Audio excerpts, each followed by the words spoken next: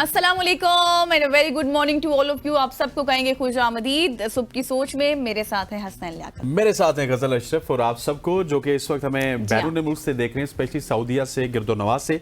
आप सबको ईद मुबारक हो, क्योंकि आपकी तो ईद है लेकिन हमारी ईद कल है।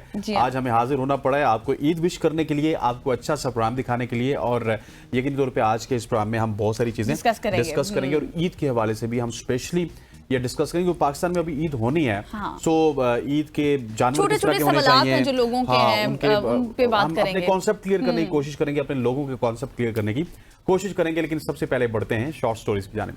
खवातीन और हज़रात, पंजाब हुकूमत की जानिब से एक बहुत ही अच्छा इकदाम मैं इसको कहूँगा, क्योंकि गवर्नमेंट ऑफ पंजाब ने सूबे भर में वेप, जिसको आप कहते हैं इलेक्ट्रिक सिगरेट, उसकी खरीद फरोख्त पर मुकम्मल पाबंदी आयद कर दी है।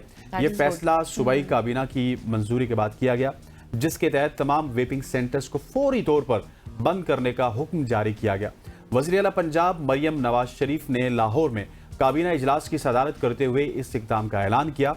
उन्होंने कहा कि नौजवानों में वेपिंग का बढ़ता हुआ रुझान इसकी सेहत के लिए, नौजवानों की सेहत के लिए और मुआशरे के लिए बहुत ही संगीन खतरा बनता जा रहा है और इसे रोकना वक्त की अहम ज़रूरत है।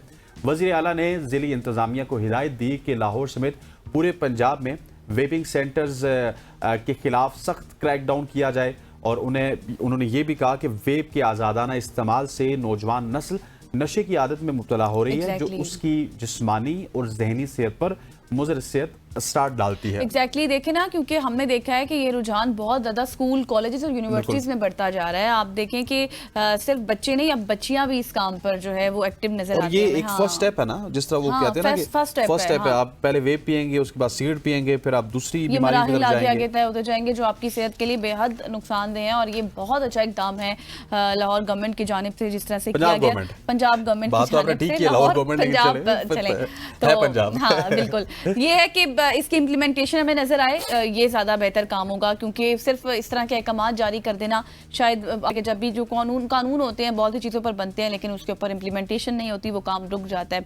लेकिन होप फॉर द बेस्ट। चलें आगे बढ़ते हैं और आपको बताते हैं कि क्या आप समझते हैं कि इलेक्ट्रिक गाड़ियां जो कि आज की इजाद हैं, तो ऐसा बिल्कुल भी नहीं है। अगर हम ऐसा सोचें कि सिर्फ नहीं अभी रिसेंटली हुई है ना, नहीं ये बहुत पुरानी बात है। अभी हो रही है, इलेक्ट्रिक गाड़ियां अभी आ रही हैं, पेट्रोल से गाड़ियां शिफ्ट हो रही हैं। अगर आप हकीकत को सुनेंगे तो आप चौंक जाएंगे। हकीकत ये है, जी हाँ एग्जैक्टली, आज से एक सदी पहले 1900 की दहाई की अगर मैं बात करूं, तो उसके आगाज में ही जो इलेक्ट्रिक गाड़ियां ना सिर्फ मौजूद थी, बल्कि आप ये कहें कि शहरों में काफी आम भी थी। और ये गाड़ियां 1900 मतलब अभी खिलाफत उस्मानिया थी, खत्म नहीं हुई थी। जी हाँ, तब से इलेक्ट्रिक गाड़ियां हैं। लेकिन ये कॉन्सेप्ट अभी आपको पता ना, हर फैशन, जिस तरह से अगर हम बात करूं मैं खवातीन के हवाले से, तो कपड़ों के फैशन पुराने दोबारा से आ रहे हैं, लॉन्ग शर्ट्स का आ रहा है, फिर प्लाजोस का आ रहा है। तो इसी तरह गाड़ियों का फैशन जो था वो भी पुराना था, जो कि अब दोबारा से आया है। लेकिन लोग ये समझते हैं, या फिर न्यू जनरेशन ये समझती है कि शायद ये अभी का है, लेकिन ये बहुत पुराना कॉन्सेप्ट है। और ये गाड़ियां खामोश थी, साफ सुथरी थी बिल्कुल, कोई इसमें शोर शराहट और कुछ भी नहीं होता था। और इस पे आप ये देखें कि बिल्कुल आसानी से चलती थी। और यही वजह थी कि उस दौर की खवातीन इन गाड़ियों को पेट्रोल से चलने वाली, शोर मचाती, हैंडल से स्टार्ट होने वाली गाड़ियों पर तरजीह दिया करती थी। और आपकी स्क्रीन पर इस वक्त देख रहे होंगे, हमारी स्क्रीन पर एक गाड़ी की पिक्चर देख रहे होंगे, तस्वीर आ रही है, जो कि 1912 की है, जिसमें एक खातून अपनी इलेक्ट्रिक कार को अपने ही गैराज में चार्ज भी कर रही है, उसको धो भी रही है, उसको साफ भी कर रही है। मतलब जो भी जिस तरह से होता है, मतलब खवातीन कितनी एक्टिव थी उस जमाने में कि अपनी गाड़ी का कितना ख्याल रखा जाता था।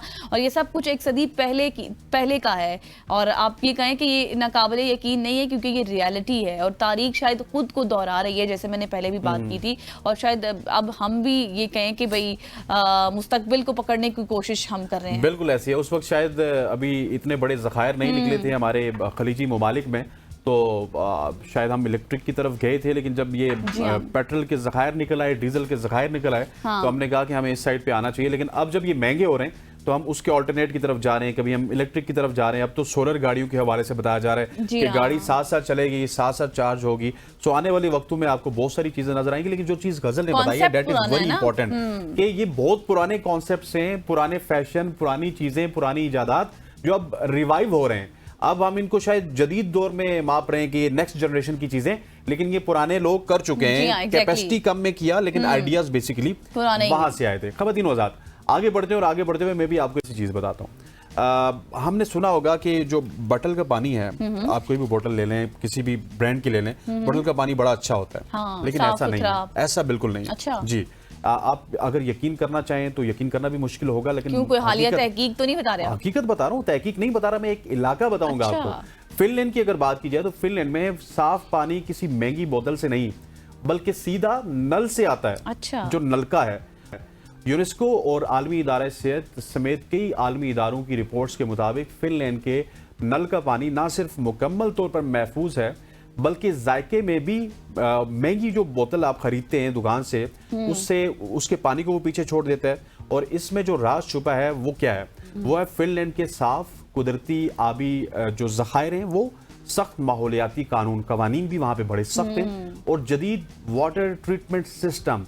ये 3 अवामिल हैं जिसकी वजह से ये पानी बड़ा बेहतरीन है। और यहाँ का पानी ज़ेर ज़मीन महफूज ज़राए से हासिल किया जाता है, जिसमें कम से कम केमिकल शामिल किए जाते हैं। और नतीजा ये है कि हर घर, स्कूल और पब्लिक जगह पर मुफ्त और आलूदगी से पाक पानी को फराहम किया जाता है। जब दुनिया पानी की किल्लत और प्लास्टिक के कचरे से नबर्द आजमा है, वहीं पे फिनलैंड दिखा रहा है कि अगर नल के पानी में सरमायाकारी की जाए तो किस तरह से आप प्लास्टिक की बोतल से और बाकी जो प्लास्टिक की जरूरियात हैं उनसे किस तरह से जान छुड़ा सकते हैं। बिल्कुल, मतलब देखें कि इतने पैसे लगाकर हम पानी खरीदते हैं, साफ सुथरा पानी, हम ये इमेजिन कर रहे होते हैं कि वो पानी साफ है, लेकिन फिनलैंड की कितनी अच्छी बात है कि वो अपने घरों में और आम पब्लिक सपोर्ट में, घरों में, स्कूल, कॉलेजेस, मतलब जितनी भी आपके पब्लिक एरियाज हैं उनमें ये मुफ्त पानी आपके नलों में आ रहा है।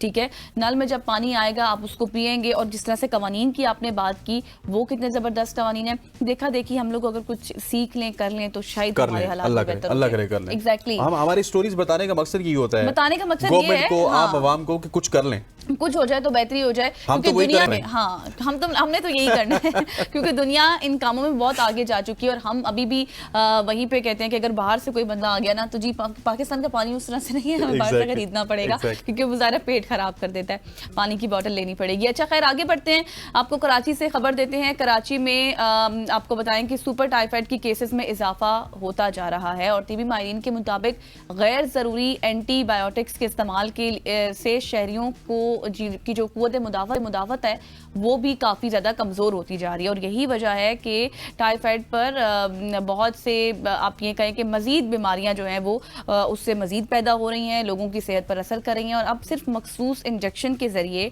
एंटीबायोटिक्स मौसर साबित हो रही हैं। और तिबी माहिरीन का ये भी कहना है कि टाइफाइड्स वाली जो बीमारियाँ हैं या फिर टाइफाइड जो है वो बहुत सी मज़ीद और सख्त और शदीद नोयत का बुखार, फिर इसके साथ साथ आप ये कह लें कि कॉन्स्टिपेशन हो जाती है लोगों को, फिर जिस्मानी जिस्म में दर्द शामिल हो जाता है या फिर सर दर्द और शदीद तबीयत ख़राब हो जाती है। और तिबी माहिरीन ने मरीज़ों को ये कहा है कि खिचड़ी, दाल, उबले हुए चावल, सब्जियां और फल जैसी नरम ग़िज़ाएं खाएं ताकि आपकी सेहत जो है वो ठीक रहे। और आपको पता है कि अब ईद है, ईद पर आप मज़ीद गोश्त वगैरह भी खाएंगे और वैसे ही लोगों के पेट वैसे भी ख़राब हो जाते हैं, तो थोड़ा सी एहतियात भी करना लाज़मी है। बिल्कुल ऐसी एक दफ़ा वो ईद पे हमने कुछ दिन पहले हमने ईद के ऊपर जब बात की थी तो डॉक्टर्स भी लिए थे, तो डॉक्टर से यही कहा था कि आप सबसे ज्यादा किन चीजों, वो कहते हैं कि हम छुट्टियां उस तरह से कर भी नहीं सकते क्योंकि इजाफा हो जाता है अस्पतालों में, आप लोग इतना खा पी के गोश्त वगैरह खा के आते हैं कि हमें दूसरे तीसरे दिन इमरजेंसी में बुला लिया जाता है कि भाई कि इतने लोग बीमार हो गए, तो आपने एहतियात से खाना। और गजल की ये स्टोरी बताने का मकसद भी यही था। खवातीन वज़ात आगे बढ़ते हैं और आगे बढ़ते हुए आपको बताते हैं कि आपने खाना पीना तो जरूर है लेकिन साथ साथ सोना भी है, नींद भी बहुत जरूरी है। अच्छा। और नींद को अक्सर लोग सिर्फ आराम या फिर सेल्फ केयर समझते हैं, लेकिन ऐसा नहीं है। साइंस हमें कुछ और बताती है और वो क्या बता रही है ये हम आपको बताएंगे। जर्नल ऑफ न्यूरो साइंस में शाया होने वाली एक ताज़ा तहकीक के मुताबिक मुसलसल नींद की कमी के नतीजे में आपका जो दिमाग है उसकी सेहत को शदीद नुकसान पहुंचता है। और आम तौर पे जब हम सोते हैं, बिल्कुल आप ठीक कह रही है, रिलैक्स नहीं रहता। और आम तौर पे जब हम सोते हैं तो दिमाग में मौजूद खुलिए जिन्हें एस्ट्रोसाइट्स कहा जाता है, गैर ज़रूरी न्यूरल कनेक्शन को साफ करते हैं। लेकिन अगर नींद मुसलसल पूरी ना हो तो ये खुलिए सेहतमंद न्यूरो कनेक्शंस को भी ख़त्म कर देते हैं और ये ख़त्म करना शुरू कर देते हैं। और वही कनेक्शन जो हमारी याददाश्त, सोचने की सलाहियत, ज़हनी कारकर्दगी के जरिए इसको ज़हनी कारकर्दगी के लिए नीड होती है उनकी। हाँ, एग्जैक्टली। और ख़तरनाक बात यह है, सबसे ख़तरनाक, कि ये नुकसान सिर्फ एक रात की नींद से वापस नहीं लौटता, बल्कि नींद की कमी सिर्फ थकन या सुस्ती का नाम नहीं है, मतलब आपने नींद के हवाले से यही कहना है कि आपने नींद को प्रॉपर पूरा करना है। 8 घंटे की जो नींद है ना वो आपकी नेसेसरी है, आपने उसको पूरा करना हाँ, मतलब बाद लोग ये होते हैं ना कि बस ठीक है आज 3 घंटे कर ली, कल 4 घंटे कर ली, हाँ, फिर मैं 8 2 घंटे घंटे कर सो लिए, लूंगा, चलो बाकी बाद में तो सो बाकी लेंगे। बाद में सो लेंगे। ये कहीं ना कहीं पे आपको डिसऑर्डर Disturb हो कर रहा रहा है, होता है हाँ। और कहीं ना कहीं आपके दिमाग में और आपकी इन तमाम तर चीजों को इफेक्ट कर रहा होता है। सो इस हवाले से हमें केयर करनी वैसे चाहिए। ईद का मौका है ना, अब तो लोगों ने वैसे सो जाना है, हाँ, कुर्बानी ईद पे के ही बाद सोते हैं। लोगों ने सो जाना है। हालांकि वैसे भी ईद पे हुक्म ईद ये है में कि गोश्त शोश्त खाएं, सबके साथ मिलें, लेकिन हम हुक्म के अगेंस्ट ही जाते हैं। अगेंस्ट हम जाते हैं, कहते हैं आज सो बिल्कुल। जाते जब हैं। सोना चाहिए तब नहीं सोते, और ईद के दिन जब गैदरिंग की डेज होती हैं तब सोकर आप अपनी ईद को गुजारते हैं। और फिर मसला क्या होता है कि ईद के बाद मसाइल वो होते हैं जो इससे पहले मैंने स्टोरी में जिक्र किया था कि मसाइल आप जब खाते पीते ज्यादा है तो उनके हवाले से आपके अच्छा, मसाइल ये जितने भी अस्पतालों में बढ़ मसले जाते मसाइल हैं, जिससे हमने नींद के मसले मसाइल के ऊपर बात की, आपने डाइट के ऊपर बात की,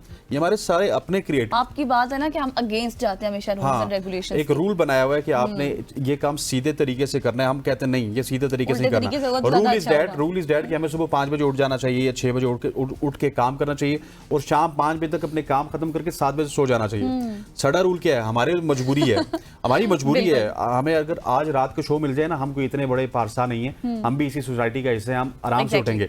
हमारी तो मजबूरी है, लेकिन होना ये चाहिए कि आपको 5 बजे उठना चाहिए, उसके बाद काम स्टार्ट करने चाहिए, 7 बजे सोना चाहिए। हम उठते 11 बजे और सोते रात को 2 बजे। अगर ये प्रैक्टिसेस हो जाए हमारी बेहतर, तो हमारे मसाइल भी हल हो जाएं। तो यहाँ पर लेंगे एक ब्रेक और ब्रेक के बाद वापस आएंगे। Stay with us.